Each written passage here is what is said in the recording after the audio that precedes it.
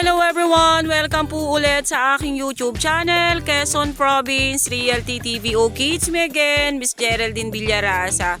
Okay po, nandito pa rin po ako sa isang barangay dito po sa Tagkawayan, Quezon.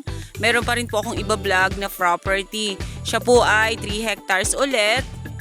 Then mula po doon sa National Highway hanggang dito po sa kinatatayuan kong to, mga nasa 5 kilometers po ang layo niya. Then mula naman po doon sa National Road, yung kanina, yung nakita nyo po kaninang binidyo ko na kalsada, yun po ay National Road. Hanggang dito rin po sa tayo kung ito ay kulang-kulang po siyang 1 kilometro. Then yung 3 hectares po ay sa ngayon po, medyo po hassle pa po yung pagpunta dito. Ano po, kasi kita nyo naman po yung pagpasok namin dito mula po dun sa National Road ay talagang hindi pa po develop yung kalsada. Maputik pa po siya. Then yung pong 3 hectares ay may papasukin pa rin po tayo na barangay road.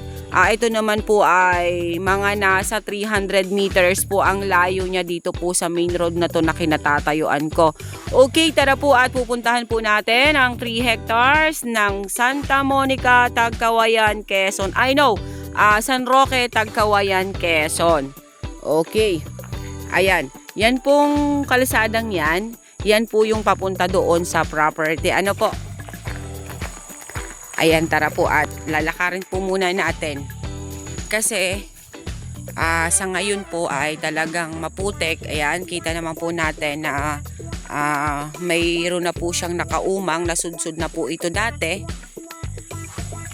Kulang na lang po talaga ay ma-develop yung kalsada.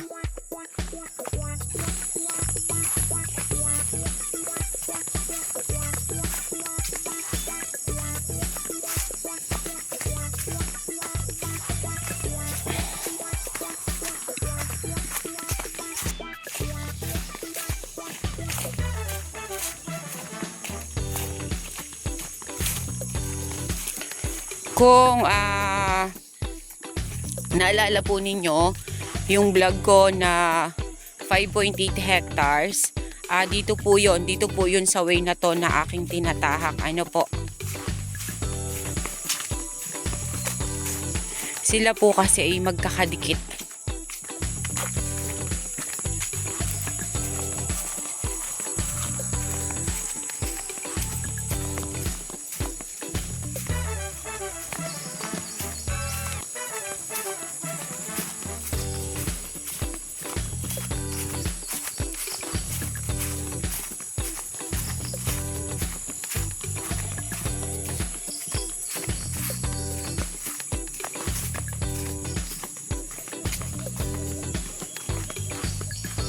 Ayan, hassle po talaga ang kalsada. Ano po?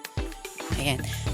Yun naman po, ang kalamangan po ng mga property. Minsan, di ba, nag-ano po yung ibang buyer. Geraldine, bakit mahal yung property na yan? Bakit ganito? Bakit ganyan?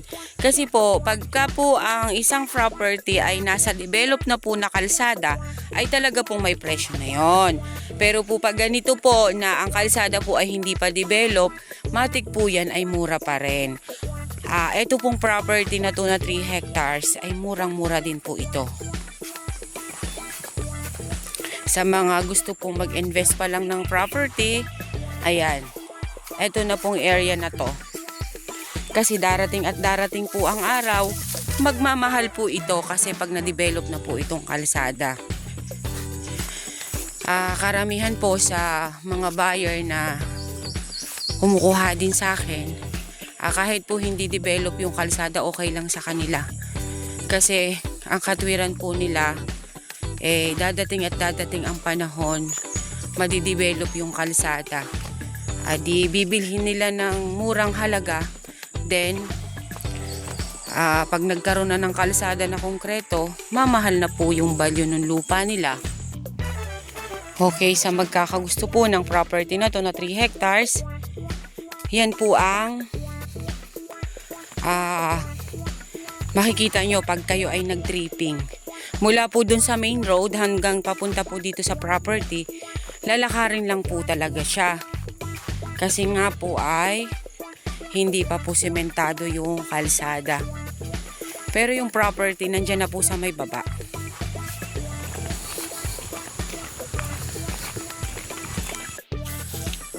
Okay guys, nalakad ko na po yung mula po doon sa pinagumpisahanan ko kanina na main road. Then pinakita ko naman po sa inyo yung kalsada na papasok po dito sa area. Ano po, nalakad ko na po siya. Then andito na po ako sa property. Ayan po, yung pong natututukan na yan ng aking camera, yan pa rin yung pong kalsada nakarugtong po nung kaninang dinaanan ko. Okay, tara po at iikutin natin ang 3 hectares ng San Roque, Tagkawayan, Quezon. Ayan, dito po ang start ng property. Ayan po. Papasukin po natin. Ano po? Yan, kasama na po yung side na yan. Din eto. Ito po ay matured CLOA title. Kagaya din po ito nung 5.8 hectares na nabenta ko. Siya po ay nagmula po sa isang titulo lang na pinaghati-hati ng DAR para sa mga tao. Ano po? Ayan, medyo po dito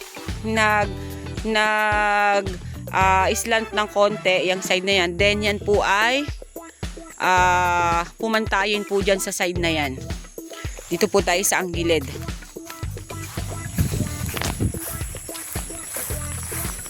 Ayan, talagang hindi na po ito na aasikaso ng may-ari. Sabi po ni nanay, ang nyug niya po dito ay nasa 13 peraso lang. Ayan, halos po damuhan talaga. Ayan, about po sa electricity, ayan, meron po dito kable ng kuryente. Ayan po, pasensya na po at medyo malabo na po ang aking video kasi nga po ay hapon na. Ayan, dyan po sa side na yan, pantayin po siya.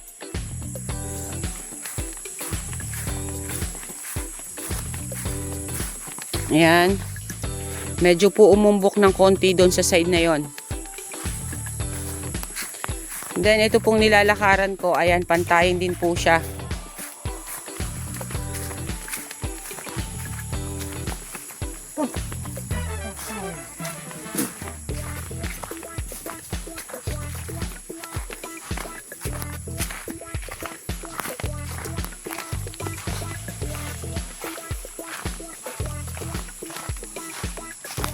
Hindi naman pa po siya totaling mabundok kasi masyado lang pong matataas yung damo, kaya tingin po natin ay napakataas ng pagkakaumbok ng lupa niya.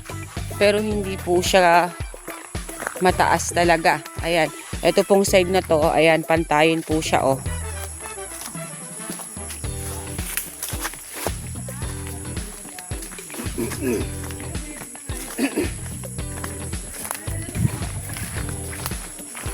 Ayan po siya.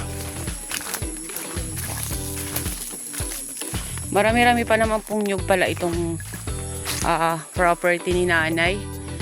Then ayan, may malaking kahoy ng antipolo. Ang laki po niya, oh. Boundary na po dyan sa antipolo na yan. Nako, madilim na ang video ko. Gabi na kasi. Opo.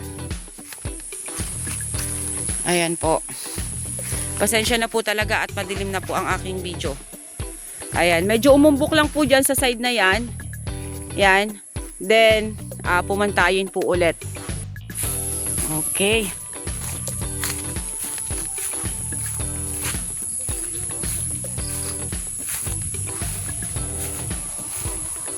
Ayan.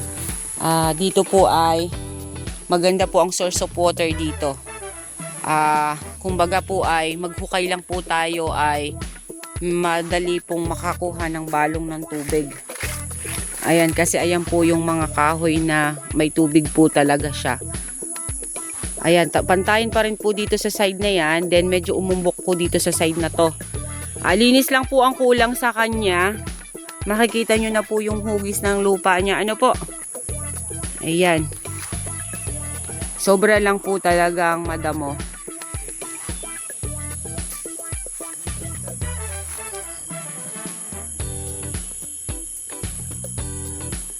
Okay.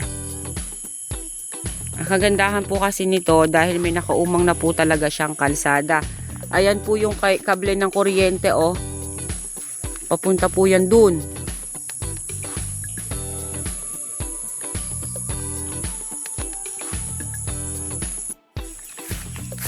Okay po. Ito pong nilalakaran kong ito. Kasama pa rin po ito sa property. Ito po ay kalsada. Noong unang panahon po talagang ito ay kalsada. Ito hanggang ngayon naman po kasi may mga tao po talaga dun sa likod. Or may mga nakatira pa rin naman po dun sa likod. Ano po? Ayan, ito pa rin po yung area. Ayan. Makikita naman po natin ang property nila. Kasi yung side na yan naman nyog, hindi na po yan sa kanila. Kumbaga po itong medyo madalang po na to ang mga nyog. Ito po yung dito sa 3 hectares. Ayan, pasensya na po talaga dahil malabo na po. Ano po? Pahapon na po talaga. Inagaw ko lang po itong pagbablog ko na to kasi sayang din naman po. Nanggaling na po kami dito sa area na to. Kaya tinuloy ko na pong i-vlog. Kaya medyo hapon na po kaming nakarating dito sa property. Kasi may mga blinag po ako kanina na iba. Yan. Mura na po kasi itong area na to. Kumbaga po i-develop nyo na lang po yung property. Hindi po siya mabundok. Tingin nyo lang po sa kanya ay mataas yung pagkakabundok niya. Kagawa nga po ng mga kahoy na yan. Pero pag yan po ay nalinisan, hindi po matarik yung bundok niya. Yung pong umumbok lang po talaga siya. Ayan, tapos ayan, meron po, sabi ko po sa inyo, meron po ditong bukal. Ayan, tingnan nyo po siya, oh. Ayan. Madali po ang source of water dito.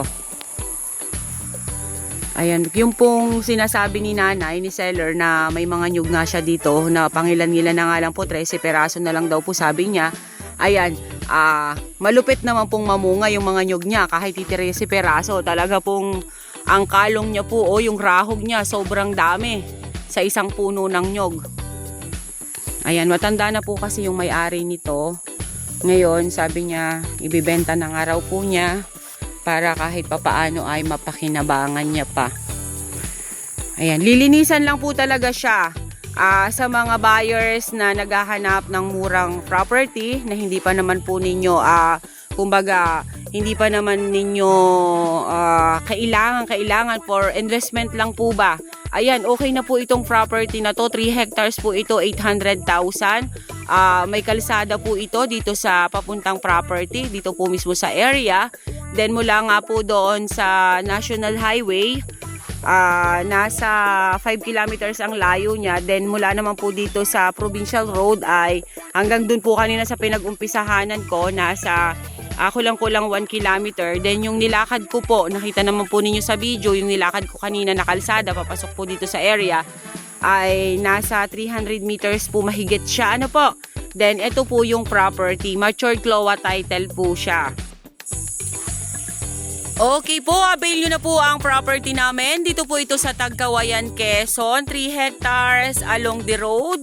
800,000 yung 3 hektarya po.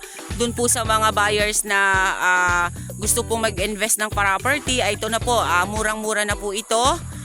Sabi ko nga po sa inyo kanina doon sa aking pagkikwento sa inyo habang po tayo naglalakad, pagka po yung property ay nasa cemented road na, alam po natin or naintindihan po natin na talagang may presyo na po yon. Pero pag mga ganito pong property na hindi pa po develop yung kalsada, ayan, mura pa po yan.